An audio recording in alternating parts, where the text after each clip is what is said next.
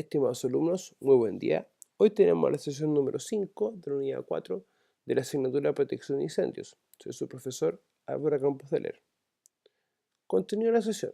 Hoy vamos a ver las nociones básicas de elaboración de programa de capacitación para trabajadores.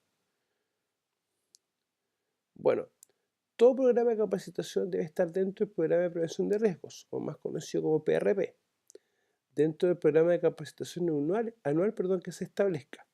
De igual forma, debe contemplar las capacitaciones que entregue la mutualidad y las que imparte el cuerpo de bomberos. Ya. Todo programa de capacitación que uno establezca, tal como dice la lámina, debe estar dentro del programa de prevención de riesgos. ¿Ya?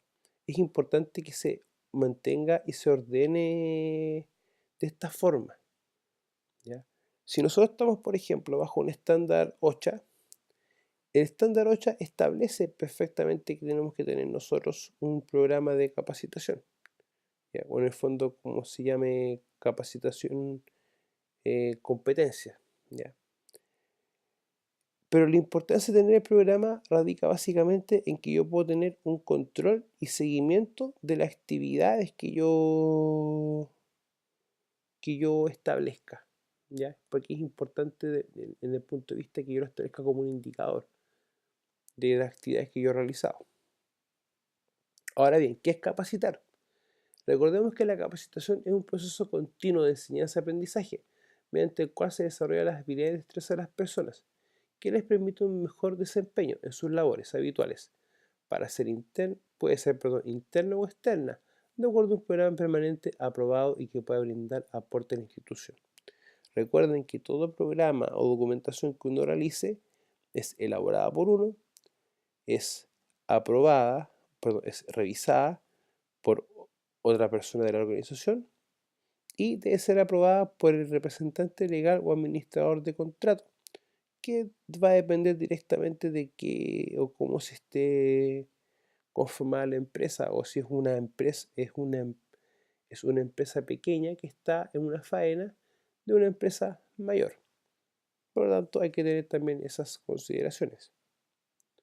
Ahora bien, hay factores a considerar en la elaboración del programa. Primero, el rubro que se esté trabajando.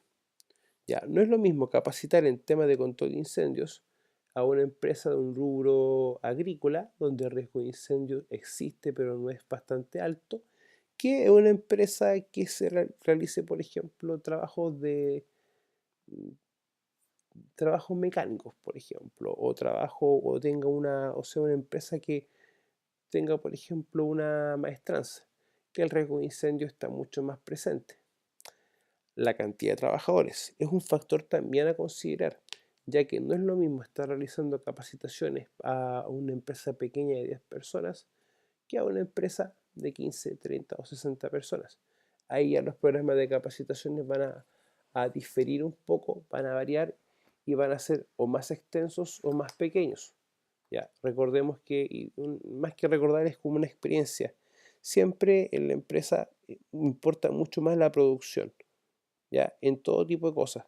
Y es mucho o es muy poco probable que nos faciliten a todo el personal de una manera inmediata para poder realizar las capacitaciones pertinentes. Por lo tanto, esto es un factor directamente a considerar, la cantidad de trabajadores. Los sistemas de turno. Si yo, por ejemplo, tengo dos turnos, un turno día y un turno noche, también tengo que ver cómo puedo realizar el sistema o programa de capacitación, ya que recuerden que la idea de capacitar es capacitar al 100% del personal. Por lo tanto, los turnos también me van a ayudar o me van a definir bien cómo establecer mi programa de capacitación. Y otro punto importante es el nivel sociocultural de los trabajadores. No es lo mismo estar capacitando a personas que se realizan o desempeñan en labores de obrero, que no tienen una educación bastante desarrollada, que capacitar a personal o a personas que tengan una educación universitaria. Ya van a tener concepciones distintas de las cosas y van a tener un nivel de aprendizaje distinto. Por lo tanto, esto es un factor también a desarrollar, ya que me va a determinar directamente cómo tengo que yo impartir o desarrollar la capacitación específica para tal tema. Ahora bien, ¿cuáles son los elementos a considerar en la elaboración del programa? Se tiene que capacitar al personal básicamente en cosas que ayuden a la detección primaria y al control primario del incendio en una etapa de amago, para que ésta no pase a un incendio y dificulte su control. Bueno, hay que capacitar básicamente en lo que es la detección y comunicación de incendios, en la operación de equipos contra incendios, en especial extintores, ya que recuerden que el 594 dice que tengo que tomar todas las medidas necesarias para el control de incendios, y esta es una de aquellas. Bueno, también tiene que capacitarse en el reconocimiento o en reconocer si el equipo y herramientas contra incendios están en condiciones de operación. O sea, cómo tiene que hacerse la revisión de los elementos, cómo se prueba la red seca, o quién prueba la red seca. En este caso tiene que ser bomberos, la red húmeda que la podemos probar nosotros, ver el tema de las presiones, el estado de las mangueras y las válvulas. Ya, también nociones de primeros auxilios, ya que el primer auxilio en sí está orientado, en el caso de emergencia, en dar una atención primaria, mientras llega un equipo de respuesta más experimentado y con mejores medios para poder atacar una emergencia. Y también la normativa asociada a incendios, ya que hay una serie de decretos, leyes y normas chilenas asociadas a esta temática.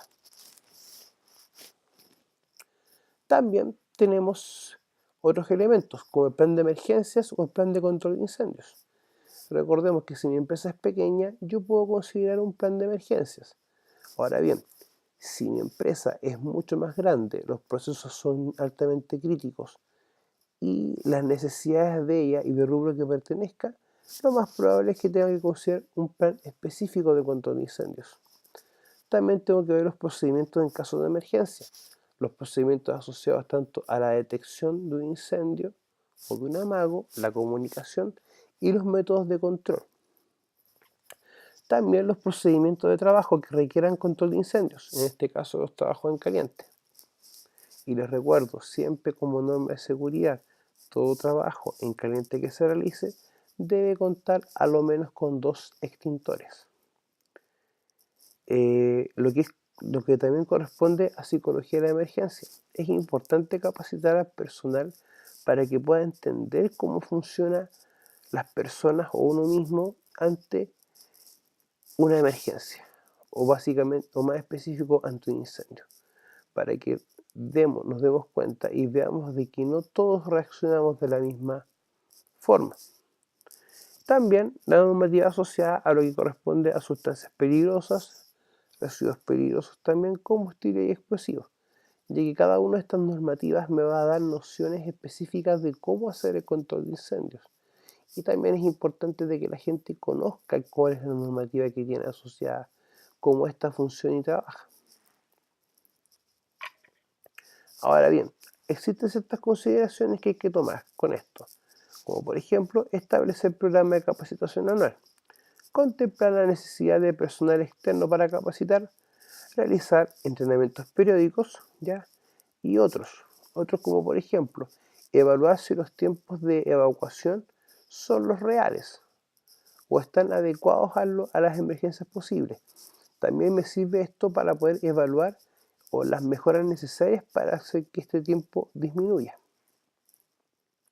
Estimados alumnos, muchas gracias, muy buen día, adiós.